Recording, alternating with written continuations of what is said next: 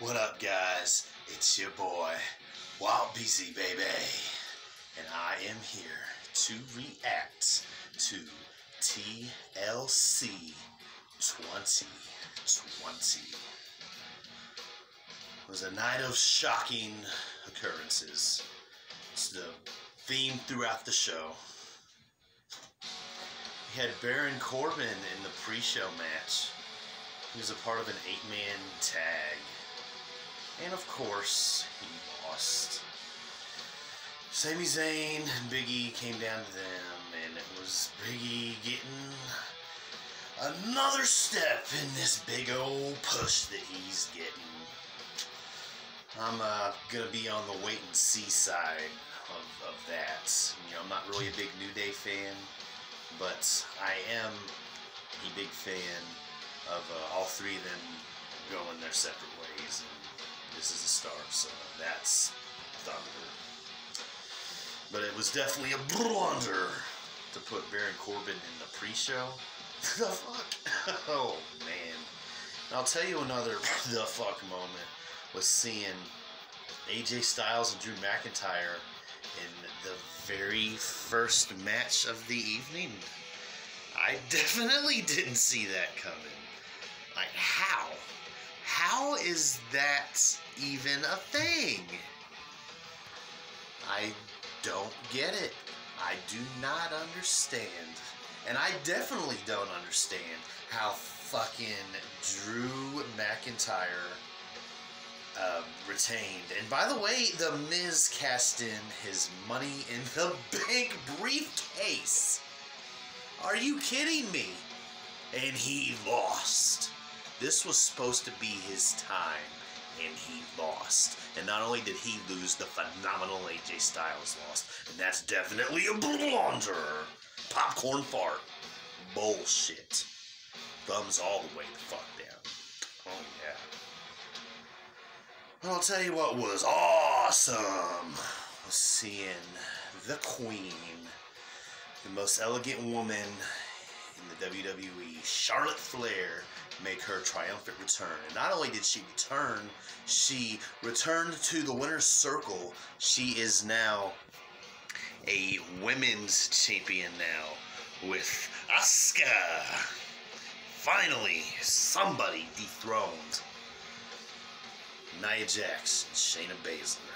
That was excellent to see. Thunder. And I'll tell you what else was excellent to see. Sasha Banks getting to continue her title reign.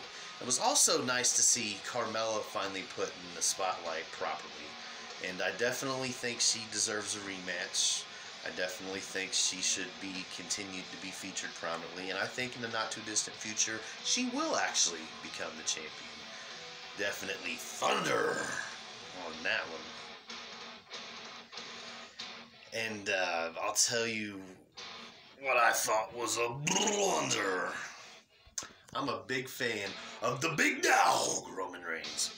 But I'm a much, and I mean a much bigger fan of Kevin Owens. Okay.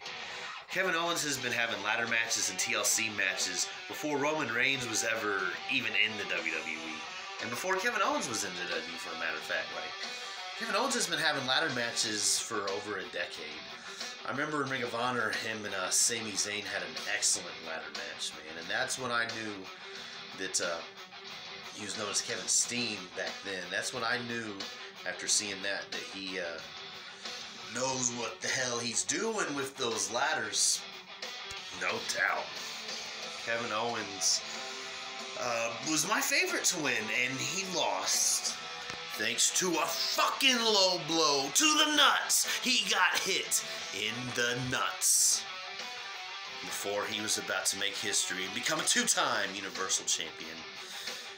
You know, kind of made me think that Roman Reigns was watching those Undertaker-Brock Lesnar matches from the summer of 2015, where it was Nutshot City. But he did what he had to do to remain the head of the table. The match definitely, though, was thunder. It's a great effort. But I'm going to bring up this word again. Rematch. Give Kevin Owens a fucking rematch, okay? Because that was bullshit. And he proved that he deserves to be champion. Roman Reigns doesn't need that championship. We already know he is the alpha male of WWE. It's time for Kevin Owens to get that belt. Hopefully at the Royal Rumble, he'll get that rematch. And he will make good on his promise to take the title. It's still in his future. Make no mistake about that. And let's make no mistake about this fact either. I don't think it's a secret, but I'm going to whisper it anyway. The Bray Wyatt, Randy Orton match, the Inferno match, was fucking incredible. It was amazing. Yes. It was great. Loved seeing the Inferno match come back for the first time in 14 years. And the fact that they were in the Thunderdome, it actually is the real Thunderdome now in Tampa. They moved from Orlando to Tampa, and they're playing where there's a baseball team there. Well, there's not obviously now, but there's a baseball team that uses that stadium. The Thunderdome's much bigger now. It's a much different setup.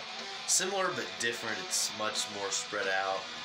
Dynamic, and honestly, I was kind of worried, man, with all that fire around all that electrical equipment. I was thinking, man, that is a hazard from hell, okay? Dangerous. But after a hard-fought, amazing match, I mean, it was back and forth. It was a true classic, one of the most magnificent spectacles I've ever seen. It was Randy Orton going from legend killer to legendary killer.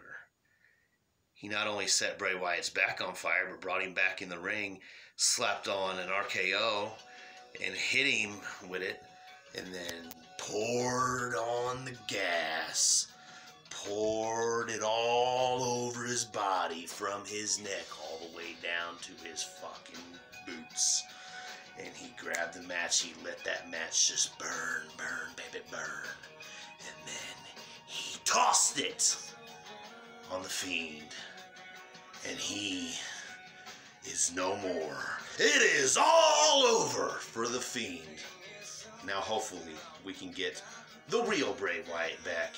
And there's no more dead memories in his heart. He can toss all of that Slipknot mask and toss it in the trash with dead memories in his heart.